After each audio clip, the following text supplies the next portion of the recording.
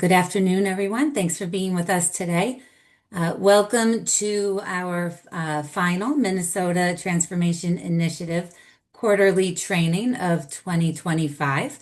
Our topic today is transportation solutions for community engagement and employment. Just a brief note before we move on is that you will note that you are in webinar mode. So when you come in, your microphone and your video are both muted. We welcome you and encourage you to use the chat throughout today's presentation. Feel free to introduce yourself, say hello, but also put any questions or comments you may have throughout, and we will be monitoring the chat. We are also recording today's presentation, and everyone who has registered will receive a copy of a link to access today's recording, as well as copies of the slides and materials and handouts that are discussed in today's presentation. My name is Beth Weick. I am an associate with the Institute for Community Inclusion at the University of Massachusetts in Boston. For anyone who might be joining us for the first time today, just a reminder that the Minnesota Transformation Initiative is made possible through a grant from the Minnesota Department of Human Services in partnership with the Institute on Community Integration at the University of Minnesota, ICI at UMass Boston, Strengths at Work LLC, the ARC of Minnesota, and Quillo. This initiative is designed to help organizations move away from supporting employment that pays a sub-minimum wage and sheltered and facility-based employment to expand competitive integrated employment and community life engagement outcomes. Part of the MTI project includes these quarterly trainings where we focus on themes that are related to organizational transformation, as well as best practices in employment and community services. The project does have a landing page, and we have a link within the PowerPoint, and we'll make sure you have the information to access that landing page where you can find information about all of the different MTI activities. Just quickly on this slide, you'll see that what we have today is that this is part of our statewide training, and much of the work that we do is rooted in the framework of the 10 essential elements of provider transformation, which was developed at ICI out of UMass Boston. If you've attended our trainings before or worked with us through MTI, you are most likely familiar with this graphic that you'll see on the screen. And just as a reminder, the conversation that we're having today does tie back into the 10 essential elements of provider transformation. So today's topic on transportation solutions for community engagement and employment, we are thrilled to have with us David Hoff, who's a senior associate from the Institute for Community Inclusion at UMass Boston. He will be diving into the transportation conversation with a focus on identifying strategies and solutions for enhanced transportation options. David, I'm going to turn things over to you now. Thank you again for being with us today. Okay, thank you, Beth, and good afternoon, everybody. So glad to be with all of you. As Beth said, I'm David Hoff at ICI, and I'm going to talk to you a little bit about transportation. I will say up front, if there's any accessibility issues with the webinar today, please just put something in the chat, or I know that Beth will do whatever she can to take care of that. If my sound is bad or anything like that, just let us know, because we want this to be fully accessible for everybody. So today we're going to talk about transportation for community engagement and employment. And my background is primarily in employment in terms of direct service, training, technical assistance. I've also been an administrator. But I came into transportation because frankly, as I was doing training and technical assistance, everybody kept saying the same thing. We can't get jobs for anybody because there's no transportation. I'm like, well, it was kind of this automatic, there's no transportation, and I will go back to that statement again. So I said, well, let's maybe there's got to be some solutions out there, and started doing a few little webinars and presentations, and then ultimately started doing some work with an organization called the Community Transportation Association of America, which is a national transportation association. And I've continued to do work with them. In fact, literally after this webinar today, we have a team meeting on a project I'm working with them on, a project called the ATRC, Accessible Transportation Resource Center, which is funded by the Administration for Community Living. So I've been involved at kind of a national level on transportation issues. That's related to my employment work, although the work we do with CTA goes well beyond just employment, and also transportation goes well beyond employment in terms of all the work we do, because this is also just about people being part of their communities. Feel free to reach out afterwards. My contact information is on the slides, but feel free to reach out afterwards if you have any questions. david.hoff@umb.edu. Phone is 617-480-9230. So I'm always happy to send resources, or if you want to brainstorm or whatever. And certainly Beth knows where to find me as well. Next slide, please. So there's a bunch of handouts. You can just keep clicking there, Beth. That would be great. So there's this State Employment Network handout. That's a publication we wrote several years ago for the SCLN. It's so old that it used the old SCLN. Colorado, Minnesota is a member of the SCLN. And it's a national network of developmental disability agencies focused on employment. But it does go into detail about a lot of what we're going to talk about today. One of the slides is transportation resources should just say national. The resources you have are just national, not Massachusetts. So I think this was a slide I used for here in Massachusetts. So you just got the national resources, I believe. I'll double check on that. Travel instruction resources as well. Those are resources that are just basically about travel training, but travel training is more than training. It's also travel instruction. So some guides on travel instruction that are in there. Also a handout on Social Security funding of transportation.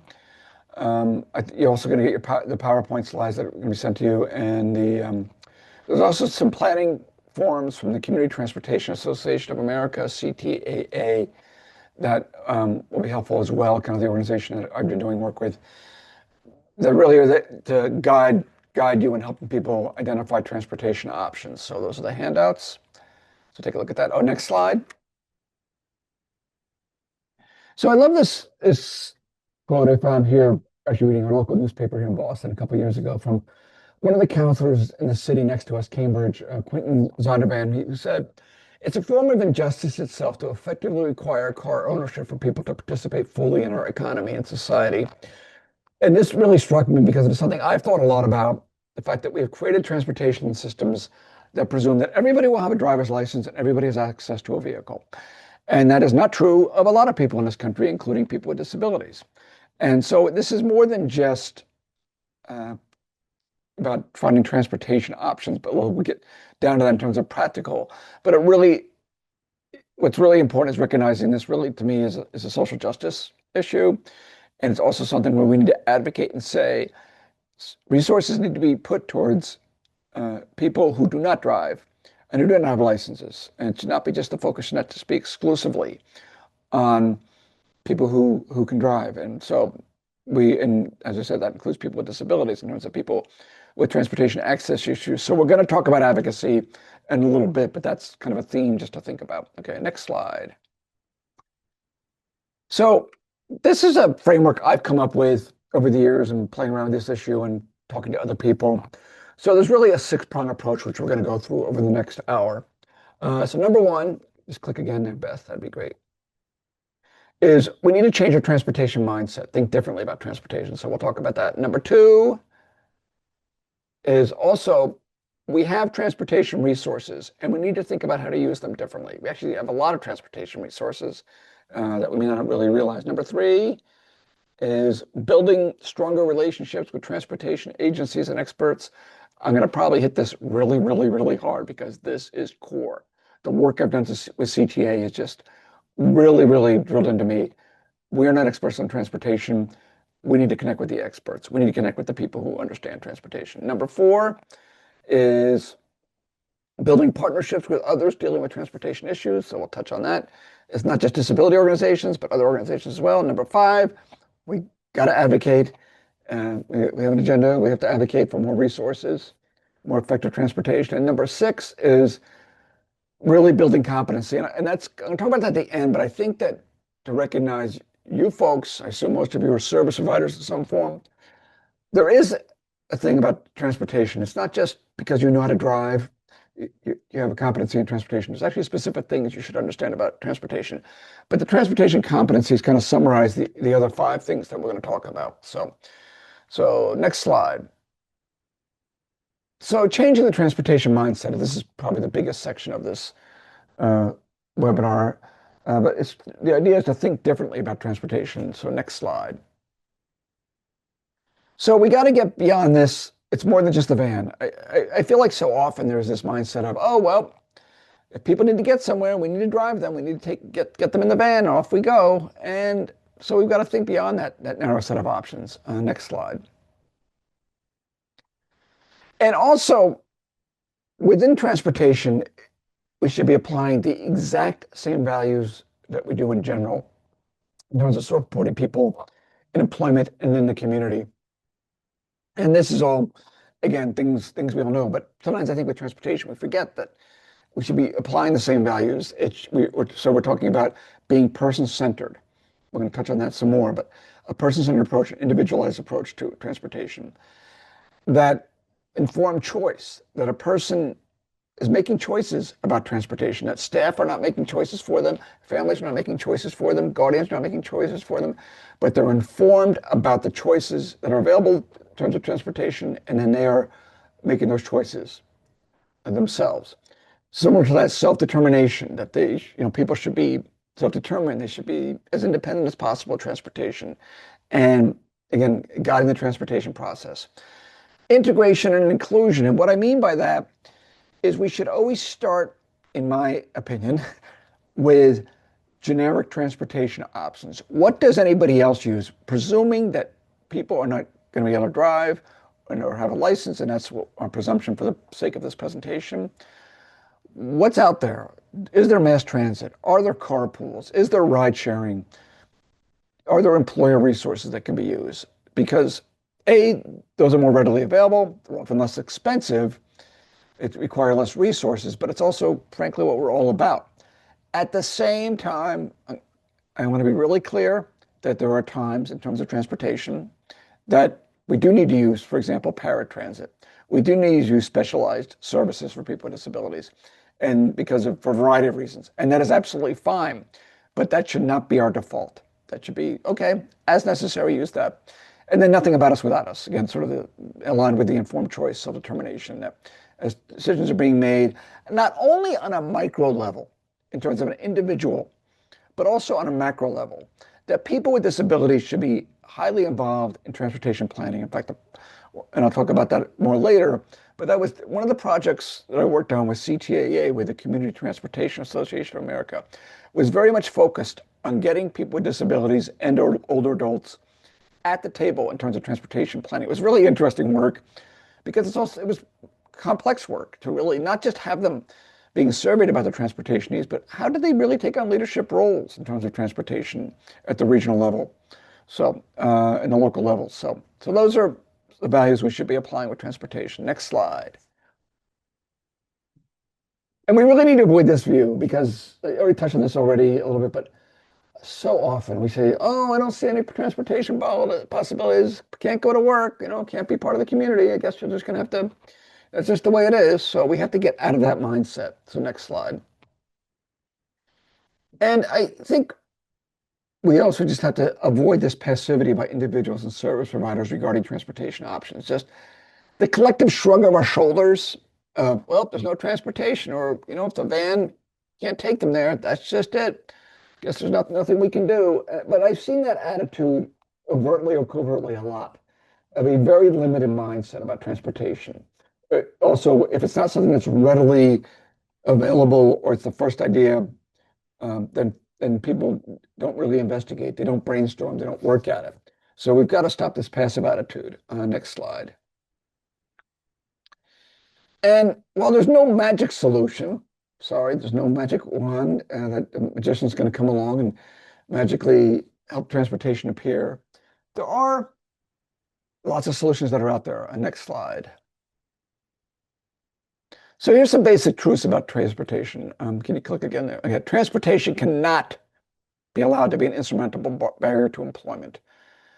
I believe that really strongly. It is not to dismiss the challenges of transportation. particularly in rural areas, particularly in places with limited options. But we just have to say we've got to. There's that famous quote, if you ever saw Apollo 13, work the problem, people. That's what it's got to be. It's about working the problem of transportation and saying, okay, what's out there? Let's look at this. We just can't say that no, there's no options. So next slide. I mean, the next click again. I'm sorry. So instead of saying there's no transportation, um, next click again. Sorry, Beth. Um, there are no magic answers. There are options. And I think I have come to recognize, and I'm hoping you recognize that as a result of this presentation, there's often a lot more options out there than we may realize. Because even though things may not be known to us, if with some investigation, with some brainstorming, there are solutions that are out there. Okay, next slide.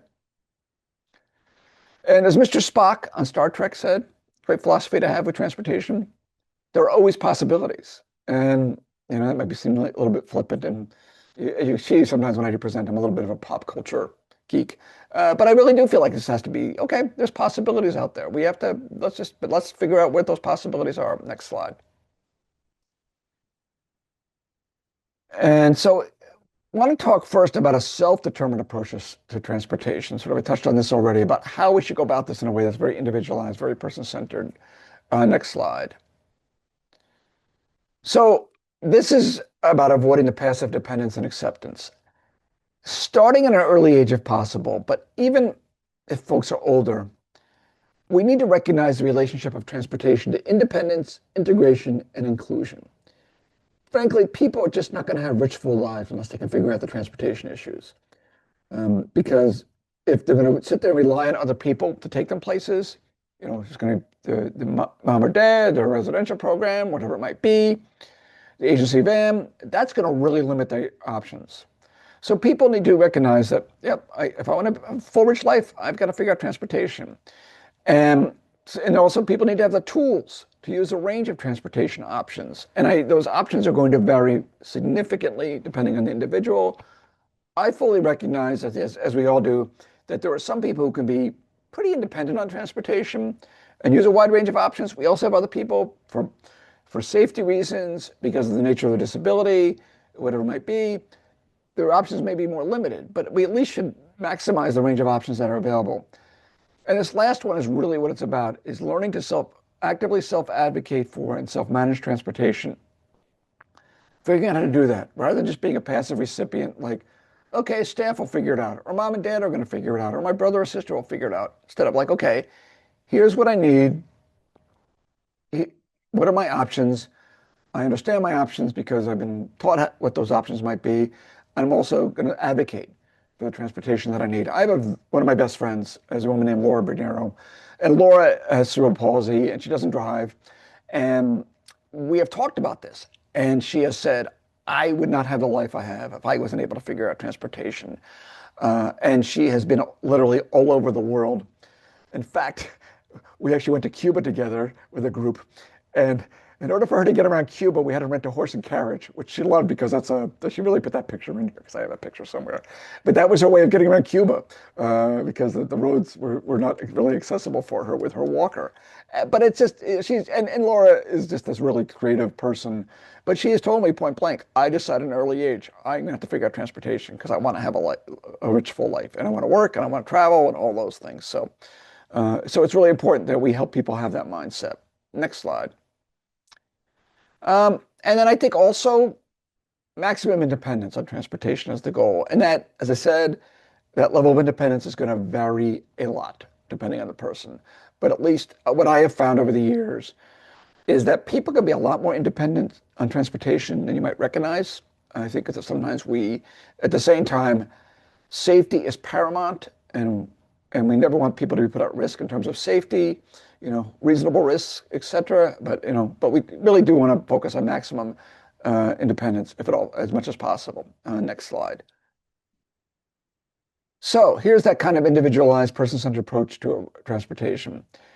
First off, we consider transportation during the early stages of planning and as part of discovery and job development, or if we're doing community life engagement kind of work. Again, as we're looking at options, let's look at transportation. I cannot tell you the number of times, and I was probably guilty of this, and then I also talked to other folks, like they got somebody a job and said, well, we have no way of getting them there. I'm like, well, sort of not to be flippant, but I will be. You should have thought of that at the beginning in terms of identifying what are the possibilities here in terms of transportation. You know, taking a look around. Where does this person live? What are the options? You may not have it all figured out at the early stage of job development, but at least have some options. At least put some thought into it. Don't find somebody a job that's impossible for them to get to, because that's just a waste of time and resources. Okay, number two, as I've harped on this already, that the individual determines the transportation needs and preferences. I think this is also where, though, that we as professionals do some good counseling. It's not, yeah, would I love a car to pick me up every day and take me wherever I want to go and have, stretch limousine or whatever? Yeah, that'd be really cool, actually. And I wouldn't have to worry about my transportation needs, but that's not reality. So part of a good counseling is saying, okay, here are the reasonable options. Here's what our resources allow. Here is what's available. Let's look through these options, and then you determine what's going to make sense for you. Next, number three. And then this is just like basic, think about discovery, think about job development, same kind of thing. Identify and pursue possible options. Involve anyone and everyone, and that includes transportation experts, but talk to the business, talk to employers, talk to people in your network, in your professional network, talk to people in the person's network. So again, group brainstorming, just generate ideas. Number four, determine the financial resources to support transportation. And transportation costs money, but it's also part of the cost of working and being part of the community. But what's available? Does the person working, do they have income? Could you use a Social Security work incentive? I already mentioned that we have that pager on Social Security. What's available? And are there subsidies available? Whatever it might be. But yeah, costs are an issue. Number five. Let's see. Again, back to that individual transportation plan. I've given you some examples from CTAA. All of those forms are in Microsoft Word. You can take them, rework them. But also, I really actually think that transportation planning should be just incorporated into your person-centered planning.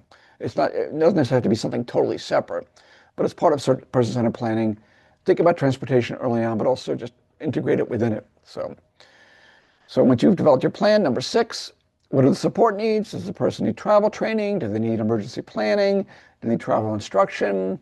All of those things. Number seven is implement the plan. Like anything, implement the plan, modify it as necessary, and make adjustments. And number eight, is there a number eight? I can't remember. I think that's it for this.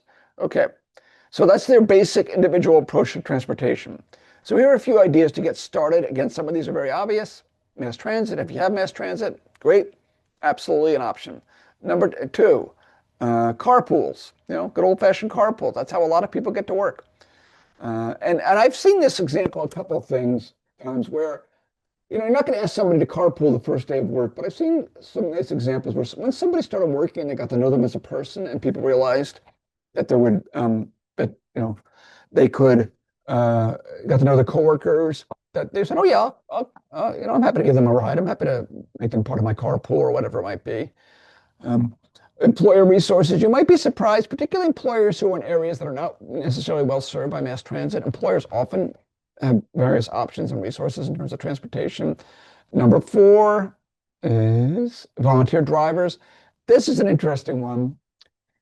And there is a whole world about volunteer drivers that's out there. There's a whole expertise on it, and I can send you some resources. But the examples I've seen, including in Minnesota, are volunteer driver programs where people are in, frankly, sometimes really rural areas and using, excuse me, volunteer drivers for very long distances.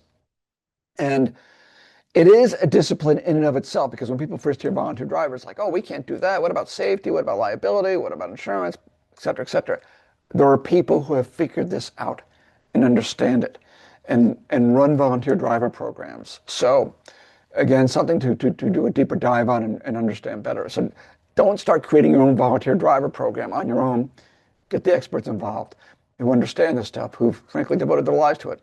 Walking and biking, let's not forget about that. Biking is one of my favorites. It's how I often get to work. But walking, again, looking at, again, safety and all those kind of things.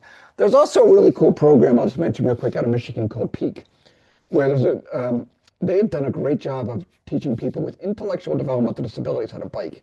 It's an extremely cool program, and if you're interested in learning more, I can connect you with them. But it's just really amazing. As a bike advocate, I love that. Ride sharing is another thing. Again, where basically some states, and I think Minnesota has some of this, where they try to link people up who are going the same direction. And obviously, with any of this, safety is paramount and important, but sometimes that's an option. Number seven is paratransit. Obviously, that's available to people with disabilities. And I think we could all probably share stories about paratransit and some of the challenges, but it's a great option for some people. Taxi, Uber, Lyft, getting pricey here, but that's also another option if necessary. And I mentioned already the Social Security work incentives that can pay for transportation. They can literally pay for vehicles. So again, we have that a couple page handout, but these are just a few things to get you started. I don't know if you have some really creative ones, I'd love to hear about them. If you want to throw them in the chat, something you've done or an idea you've had, it's always just, but this is at least a basic list to get you started. Next. And then obviously there's sometimes going to be families and individuals may be hesitant, may be concerned about transportation. They say, well, why can't you just drive me everywhere? And so part of this is, again, sort of changing their expectations, their mindset. But again, as I already said, saying transportation is a key to independence. If you want to be independent, if you want your family member to be more independent, then this is really important. But travel and safety instruction are key pieces of this. And I know when I was doing direct service, that's something I would just really, really emphasize. We are not going to take any unnecessary risk. We're going to provide travel instruction, safety instruction, and making sure that that was well documented. It's one of the things I say, if you're going to document nothing else, make sure you've documented travel instruction. And again, travel instruction is a whole discipline in of itself. The other thing that's interesting about travel instruction is a lot of transit authorities have it. They have experts on it. They will pay for it, and they will provide it because they actually find it reduces use of paratransit and getting people to use mass transit. So there may be resources out there in your area on travel instruction. I think we, frankly, as employment specialists, job coaches, can do some basic travel instruction. But again, this is a whole area. There's a whole association on travel instruction. It's a whole discipline in of itself. So when you get into a little more complex stuff, it's best to have either an expert do it or take a course on it so you understand how to provide travel instruction. So just emphasizing that is really important. Also, like a lot of issues, peer-to-peer, individuals talking to other individuals who've been successful in figuring out how to manage their transportation and be more dependent on transportation, families talking to families. And finally, like everything, it's one step at a time. So it's not like, tomorrow we want you to take the bus by yourself. No, that's not what we're talking here. But how about tomorrow we go on a bus ride? How about tomorrow we take a taxi together? How about tomorrow we just try to try out some transportation options and see if you're comfortable with them? And saying the same thing to families. We're not going to jump into this completely, but one step at a time, just to see how we go. Like a lot of us, it takes time for us to get used to something new and different, get comfortable, all of that, reduce our anxiety, whatever that might be. So I'm going to pause there. Questions, comments, as I take a breath. Okay, let's keep moving then. I don't see anything in the chat. Thanks. Thank you, Beth. All right. So next. Here we go. So number 2, using existing resources differently. So you can click again. Yeah. So this is something, this is day service transportation, how it was set up forever, which is basically hub and spoke. Everybody comes from wherever they are, the van picks them up, or they get driven in to the shelter workshop or the day program or whatever it might be. And too often I've seen this effort to basically overlay employment transportation on top of this. Now I know this does not happen in Minnesota, of course, but I have seen elsewhere where basically people still come into the day program and then they're taken to their job. So, and that's just a ridiculous use of resources. So they're basically trying to do an overlay, and that's not what we should be doing. We should recognize, okay, people have jobs, people are going in the community doing different things like the rest of us. They should go from their house directly to their job. They should go from their house directly to their community activity. And so we've got to avoid this mindset of just overlaying employment transportation or community transportation on top of our existing system for transportation. So frankly, we need to take those resources that have been used for day programs to get everybody into the day program, everybody in the shelter workshop, whatever it might be, and think about how do we use those differently. So next slide. So and in terms of transportation resources, providers, and I find this interesting that, and I'm going to talk about this again later, but I'll touch on it again. I think sometimes providers do not realize the level of resources they're using for transportation. I once worked with a provider, when we had their staff analyze how they were spending the time, it turned out their employment staff were spending 30% of their time on transport. And they were shocked when we did that. So it's like, okay, we need to figure out something different. This is not a good use of time for people who are supposed to be doing job development, job supports, person-centered planning. Also, I know some providers run their own transportation, which I know is a hassle. I think it's also getting an understanding of if you're running van services, if you're running transportation, what's it truly costing you in terms of capital expenses, in terms of obviously gas and maintenance, in terms of staff time, and think about can these be used differently. Similarly, on the systems level, this is stuff that I've done a little bit of work on, but I feel like systems need to take a closer look at that. Because many systems that support people with disabilities spend a lot of money on transportation. And I feel like sometimes it's dispersed. I'm not always well aware of it. I know several years ago I had a conversation with the lead in employment here in Massachusetts about transportation. We're talking, and she said to me, David, if you knew how much we spent on transportation, you would be amazed. And she literally said, we'd be better off giving everybody a voucher and letting them figure out. I mean, it was literally the millions that was spent.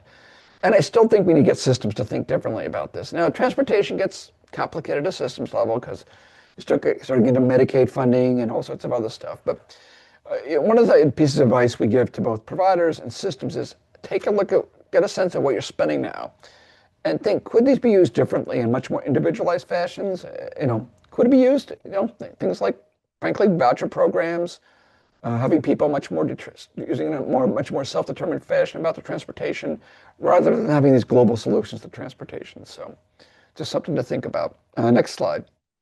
Actually, David, I wanted to let you know there's Robin posted in the chat that Minnesota is part of a research study on travel training. The study is looking at if peer-to-peer travel training has better success than provider Oh, or staff travel training.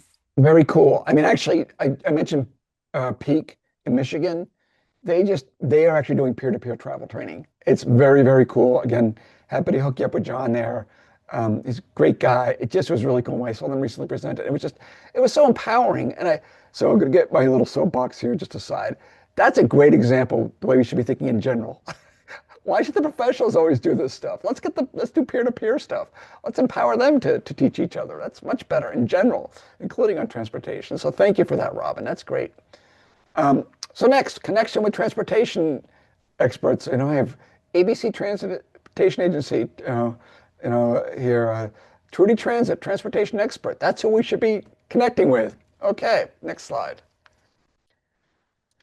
So Malcolm Forbes, he was a kind of a raconteur character, but he once said, it's so much easier to suggest solutions when you don't know too much about the problem. He founded Forbes magazine. You might be familiar with Forbes magazine. But I love this quote. So we see this so much. How many of us have sat around with a bunch of human service people trying to figure out transportation, right? I know I've done that. I've been in those meetings. There's four. What are we going to do about so-and-so's transportation? How are we going to get to work? And we're all talking and trying to brainstorm. But guess what? Nobody at that table, is a transportation expert, except they know how to drive. They know how to get in a car and drive. They're not experts. So we've got to connect with the experts. We are not experts, and we need to understand there are people who literally devote every day of their lives, their entire careers to transportation. So we need to connect with them. And this is something that CTA just pushes really, really hard in the work they do. Okay, next. Keep going. Oh, yeah, Adam liked that. Thank you, Adam. So here's we build relationships with local transportation agencies. So first off, I think this is kind of a really important to do, is do a map of your local area and do an online search. Who are the local transportation resources? Transportation tends to be local. Although in Minnesota, I was looking at your State Department of Transportation website. Some really great resources there. If you're not familiar with the Minnesota Department of Transportation website, please take a look at it. Some really great resources, it seems there. But who's local? Who's in charge of transportation locally? There might be a transportation authority. There might be your local city or town. But there is everywhere. I don't care how rural you are. There is somebody or maybe an agency that's taking care of transportation. Okay, so that's really important. So that first off, how to connect with them, and then also as you connect with them, create greater awareness by them of needs of people with disabilities. So number one is connect. Number two, now let's educate. We have transportation issues here. You're experts on transportation. You have transportation resources. Let's start talking. What's currently available? What do we need to advocate for in terms of expanding options? And so ultimately, it's about sort of connecting with the experts, connecting with the people who have the resources, and then advocating for those changes. Next slide. So here's some of the national transportation resources. This is in the handout that you have. I mentioned CTAA, but also the National Aging and Disability Transportation Center is another great resource. The Association of Travel Instruction, which is focused on travel instruction and travel training. So these are just some good examples. And you'd be amazed, all these organizations, they have all sorts of resources on transportation connected issues. And sometimes they have small grant funds they put out. We just did a project with CTAA on developing a community of practice in local areas to address transportation issues. It was really a neat project. So you might be surprised there's some seed money out there on occasion to do some small stuff. And then if you want to get really serious about transportation, sometimes you can just go after some serious grant money in terms of transportation and creating new options and being partners on that. So the national resources are really helpful, as well as your state resources are really important as well. Next slide.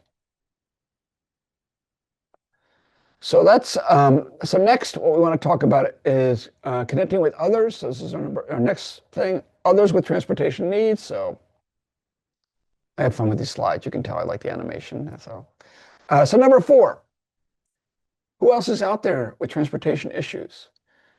Fellow disability providers, community organizations, elder services, faith-based organizations. I can assure you there are other organizations in your area that have transportation challenges. So why not pull yourselves together and say, how can we work together to address these issues? First off, they may already have transportation, and I think this is particularly in rural areas. They may have a van available.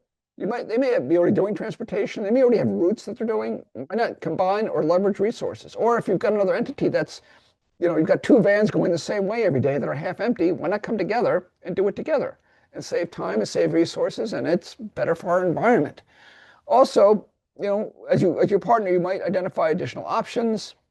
You may potentially be able to partner on funding, and then ultimately, there's strength in numbers. Advocate together for transportation needs instead of you as an individual and agency or you as an individual advocating for transportation. When a group comes together and advocates, that can really make a difference. I just get in a quick example. This existed for several years. It doesn't exist anymore, unfortunately, because the funding ran out. But there was actually a consortium out in Western Massachusetts, which is pretty rural as Massachusetts goes. And they came together, a bunch of community agencies, disability agencies came together. They bought some vehicles together, and they all ran routes, but they also had vehicles that they all shared. So they ran some regular routes, but they also had vehicles they shared. So they weren't all spending capital costs on vehicles.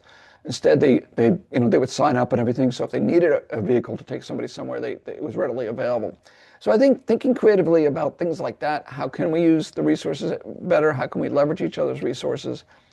So this is, again, I realize this stuff takes time, takes some resources, but think about, maybe we should just set up a local meeting and everybody come together and let's start talking about these things. Maybe we set up an ongoing work group to try to address transportation issues, which is something, that's not my original idea. That's a lot of the work that CTA has done, and they really push this idea of regional transportation groups that work on these issues together. So next, number 5, advocate.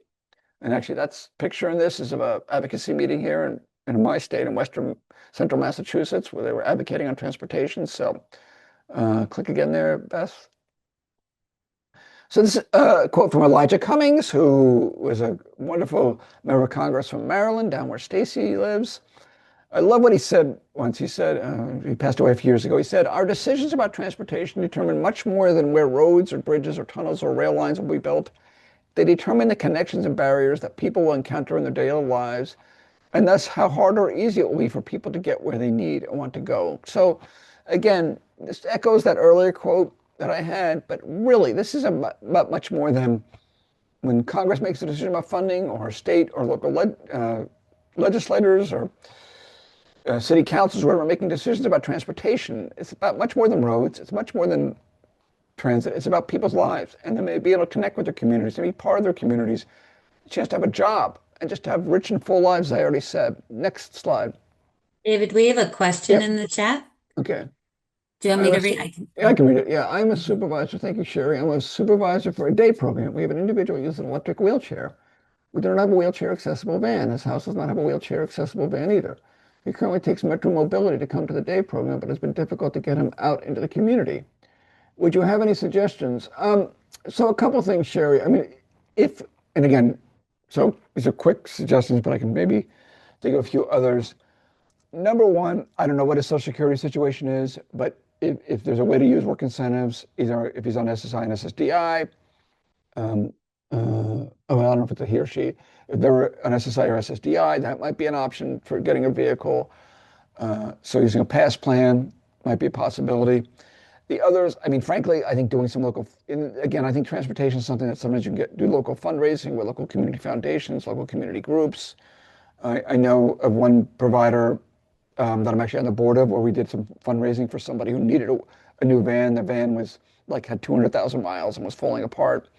And we did some fundraising and ultimately came up with some money and small grants. So I don't have the magic solution on that, but I think, I think connecting locally, I think the nice thing about transportation is it is something that I think local entities often fund, local foundations, your Rotary Club, things like that. So I don't know if other people have ideas, but that's at least a start to think about.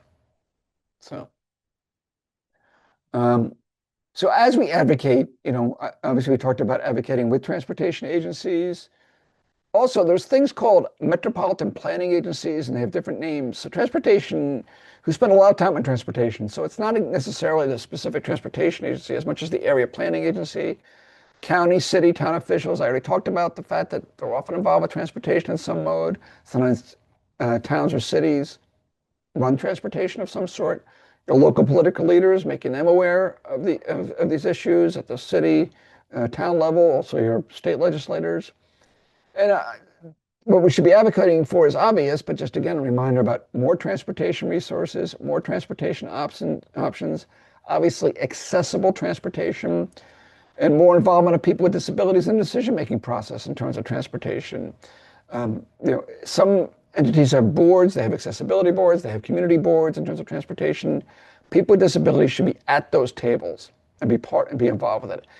And I think that's also a great opportunity, in supporting people with disabilities, helping them become part of this advocacy. I think it's great for them to do, because obviously transportation is an issue, but it's also a great way to get some experience in going to a meeting and testifying, sending in testimony on transportation issues, getting on an advisory board on transportation, and whatever it might be, advocating for an access board for transportation if that doesn't already exist. So I think there's lots of opportunities there as part of becoming part of people's communities, but also building some advocacy skills and getting to the table.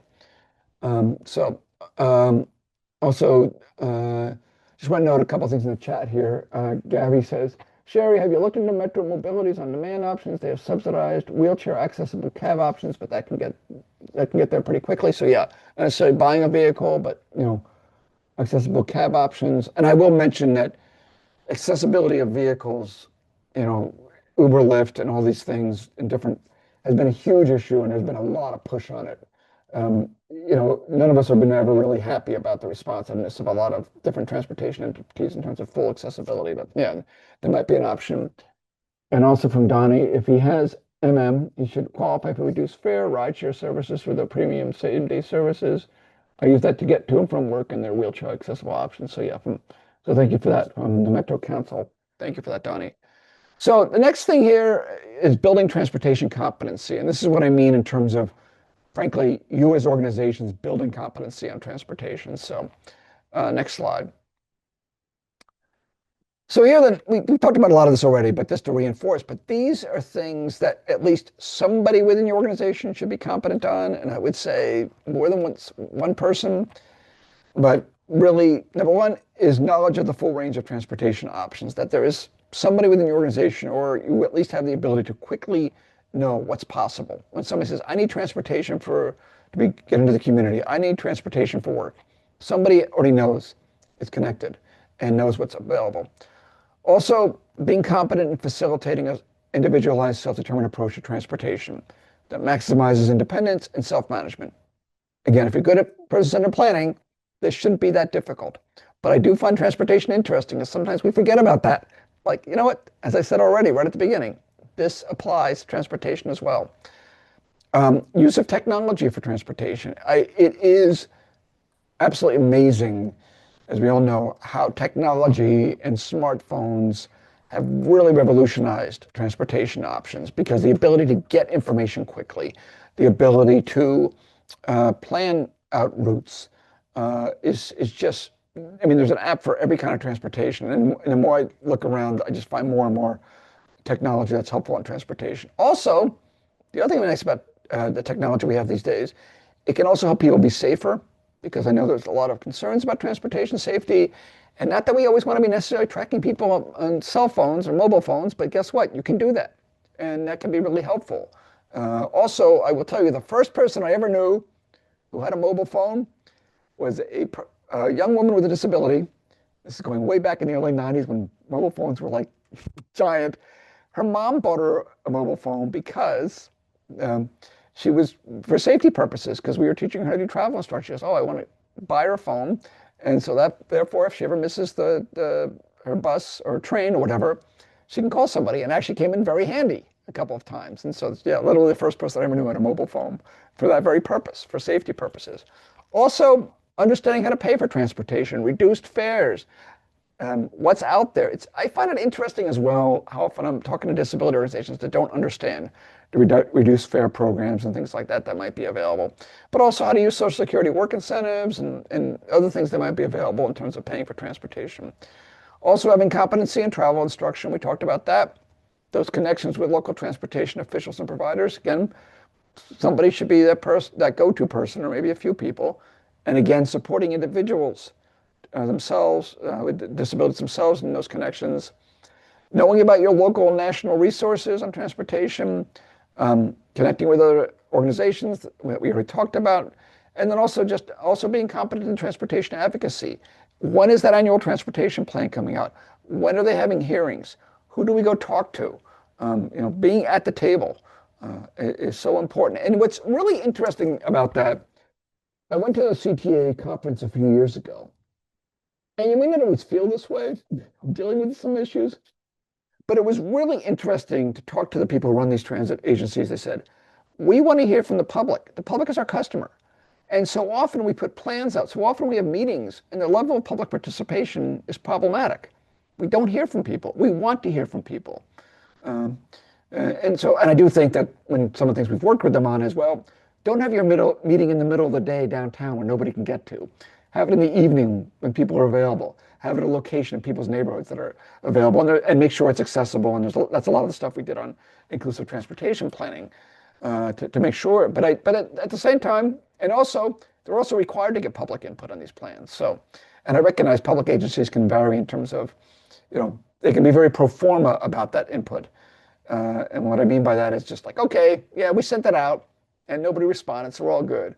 But there is some kind of, but as I said, a lot of them actually do want to hear more, and they've gotten better at soliciting input. So find out what's happening in terms of that, and make sure you're providing input on to those who are making decisions about your public dollars and our public dollars in terms of transportation. Next slide. Getting near the end here. So in terms of program management issues, these are just some things to think about. Again, build these competencies, those 9 competencies, see how you build that competency. I recognize people are very busy and have pretty broad job descriptions already, but think about How can we build that into our staff knowledge? If you're look at how much you're spending. I said about this already. How much time are you spending on resource? I'm sorry, getting to the end here. How much are you spending on transportation in terms of both vehicle costs, but also staff time? And could these resources be used more effectively and efficiently? I know a number of providers who've said to me over the years, the day we got out of the van business was the happiest day of my life because they were so tired of running transportation. When they could figure out other options in the community, because it can be, anybody who's run transportation knows, it can be a huge time suck, a huge management challenge. So, but think about that. And then the program goals, you should have core goals. Minimize reliance by individuals on service provider for transportation, partially because it also, for two reasons. Number one, it's a huge use of resources, but it's also not helping people to be as independent as possible. But also minimizing the environmental impact. I think that's really important in general, but particularly in 2025 with global warming, et cetera. It does frustrate me sometimes when I see a van running around with one person. And I'm thinking, you know what, that isn't, getting 14 miles to the gallon. That's not a really good use of resources, but it's also not very good for the environment. So we should think about that as well.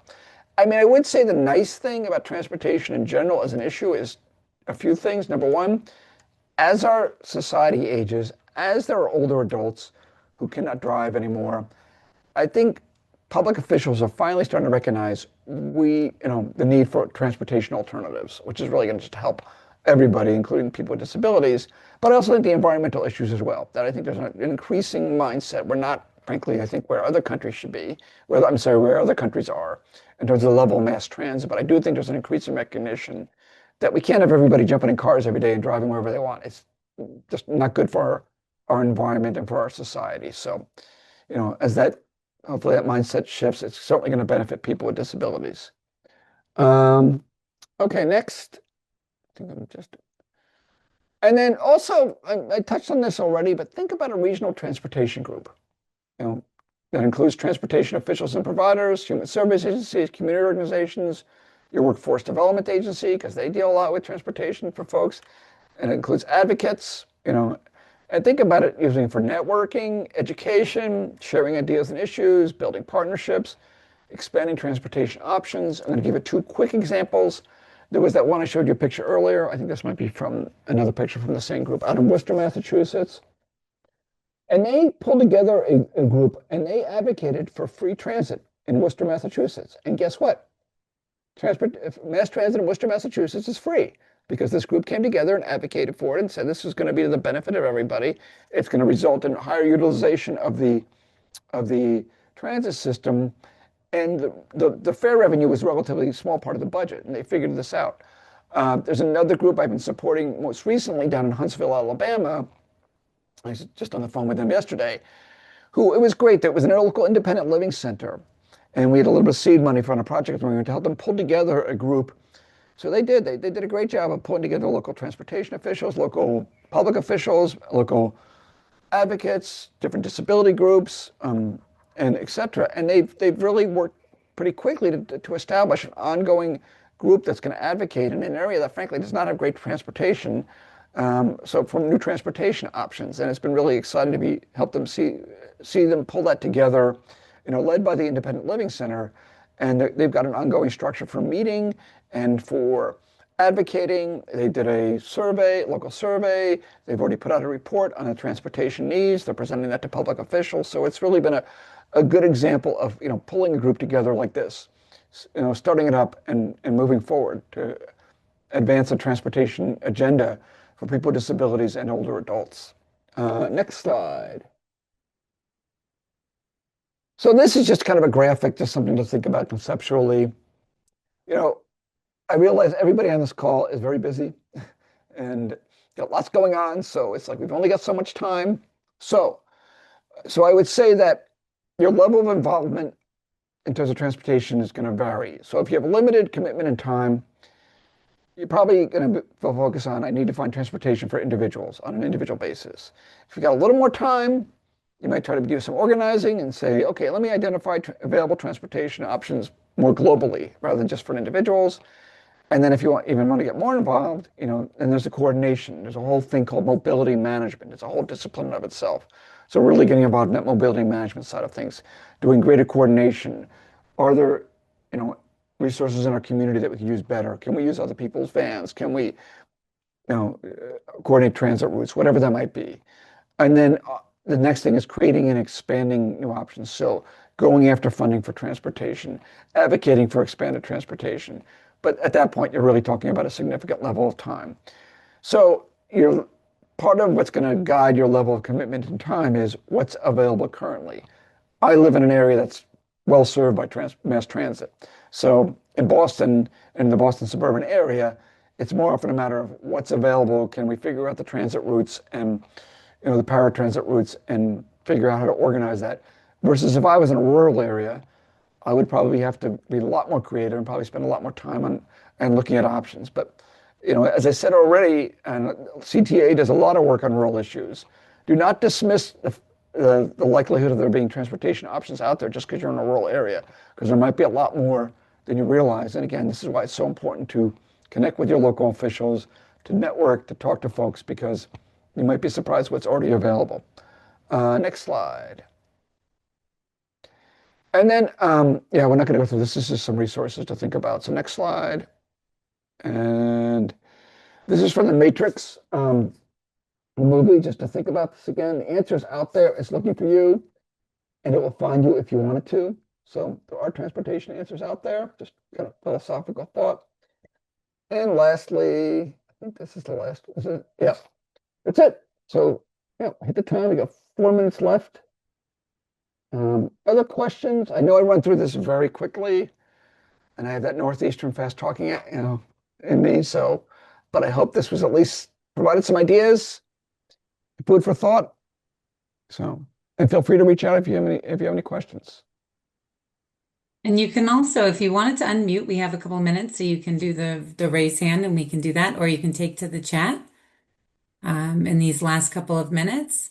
I just want to bring your attention as well to the screen that we have a survey, a very, very brief survey for you to take. And I'll also send this link out in the follow-up email. I just want to keep an eye here on the chat. Yeah, I think if you take one concrete thing today away, I mean, throw a lot out there, connect with your local transportation officials.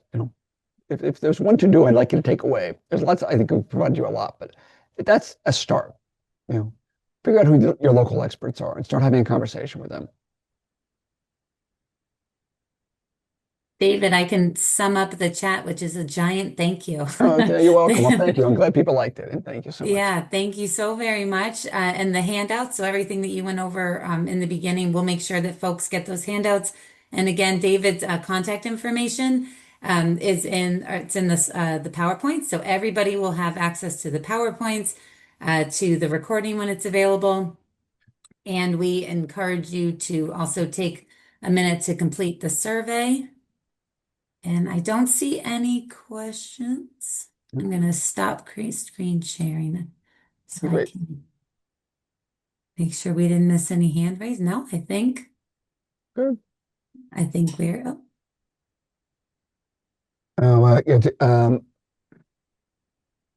Email the slides, Jessica. What's the slides emailed? So. Yep, I'll make note of your email and we'll make sure you get the information. Let's see. All right. Well, thank you all. David, thank you so very much for being with us today. You're welcome. All right. We really appreciate it. Yeah, good All luck, right, everyone. Good luck to everybody. Okay. Take care. Bye. Thank you. Bye-bye. Thank you, everyone. Have a great afternoon.